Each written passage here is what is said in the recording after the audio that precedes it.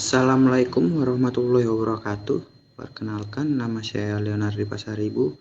Di sini saya akan menjelaskan tentang fungsi-fungsi manajemen yang kami jalankan dalam mendirikan usaha kondok. Fungsi pertama yang kami jalankan ialah planning atau perencanaan. Dalam membuat suatu usaha diperlukan adanya rencana. Secara umum, perencanaan adalah suatu upaya dalam menentukan berbagai hal yang hendak dicapai atau tujuan di masa depan dan juga untuk menentukan beragam tahapan yang memang dibutuhkan demi mencapai tujuan tersebut.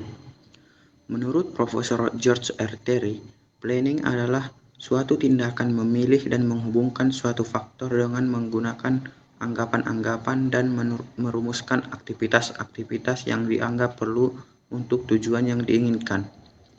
Plan adalah suatu blueprint yang menggambarkan suatu kewajiban atau perbuatan yang dianggap perlu untuk mencapai hasil tertentu. Di sini kami akan menjelaskan planning cara pembuatan kondok. Apa yang akan kami buat ialah kegiatan menjual kondok. Sarana yang digunakan adalah kendaraan pribadi dan dana yang digunakan berasal dari tabungan kas kelompok. Di mana kegiatan akan dilakukan? Pembuatan kondok ini dilakukan secara homemade. Lokasi penjualan dilaksanakan di sumber usuh dan membeli bahan produksi di toko swalayan. Kapan kegiatan ini akan dilakukan? Pembuatan kondok dilakukan pada malam hari sekitar pukul 21.00 kurang lebih sampai pukul 23.00. Pembuatan kondok dalam sekali produksi dalam memenuhi kebutuhan selama 3 hari. Kegiatan penjualan ini dilaksanakan pada hari Jumat sampai Minggu. Kegiatan penjualan ini dibuka pada pukul 16 sampai dengan 20. Bahan produksi ini dibeli pada Kamis siang. Siapa saja yang bersangkutan dalam kegiatan ini?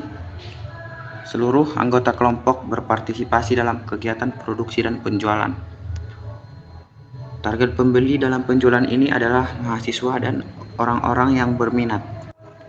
Alasan melakukan kegiatan ini adalah untuk mencari keuntungan dengan modal sekecil-kecilnya dan mendapatkan modal yang sebesar-besarnya.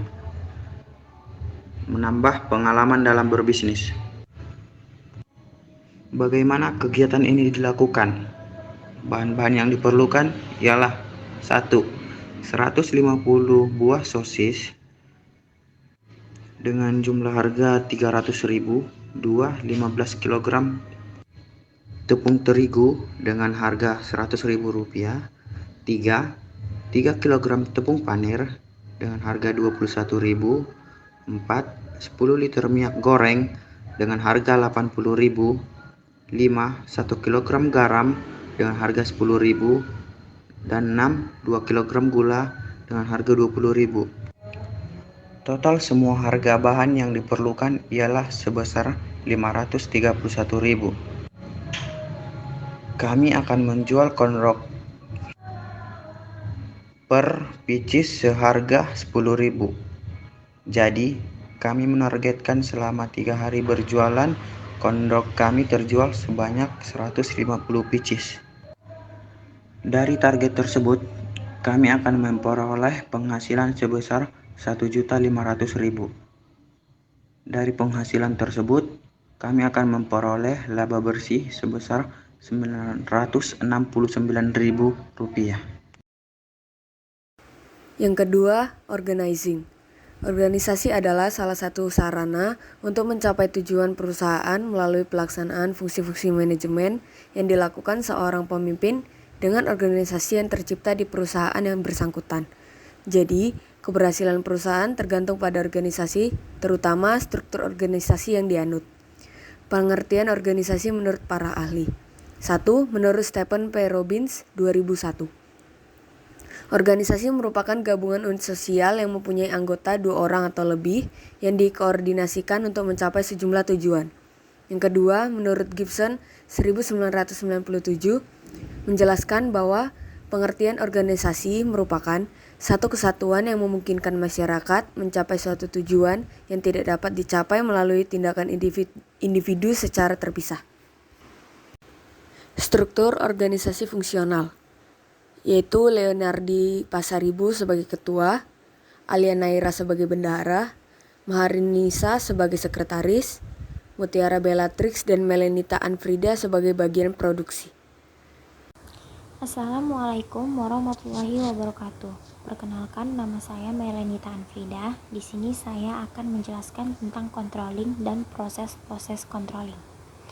Menurut Robert, pengawasan atau controlling yaitu usaha sistematik menetapkan standar pelaksanaan dengan tujuan perencanaan, merancang sistem informasi umpan balik, membandingkan kegiatan nyata dengan standar, menentukan dan mengukur deviasi-deviasi dan mengambil tindakan koreksi yang menjamin bahwa suatu sumber daya yang dimiliki telah dipergunakan dengan efektif dan efisien. Proses controlling yang pertama yaitu penetapan standar pelaksanaan atau perencanaan. Standar pelaksanaan pekerjaan bagi suatu aktivitas menyangkut kriteria ongkos, waktu, kuantitas, dan kualitas.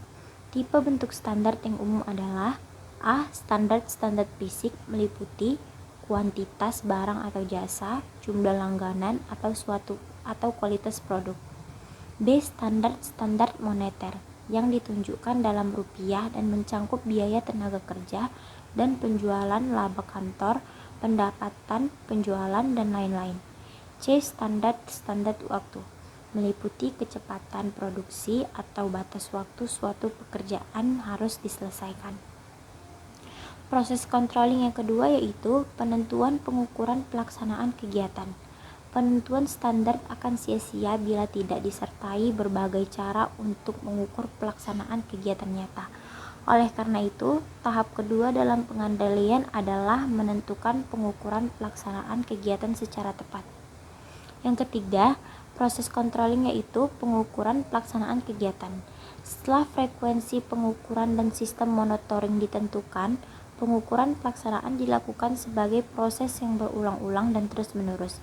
Ada berbagai cara untuk melakukan pengukuran pelaksanaan yaitu pengamatan atau observasi, laporan-laporan dalam lisan dan tulisan, pengujian atau tes, atau dengan pengambilan sampel.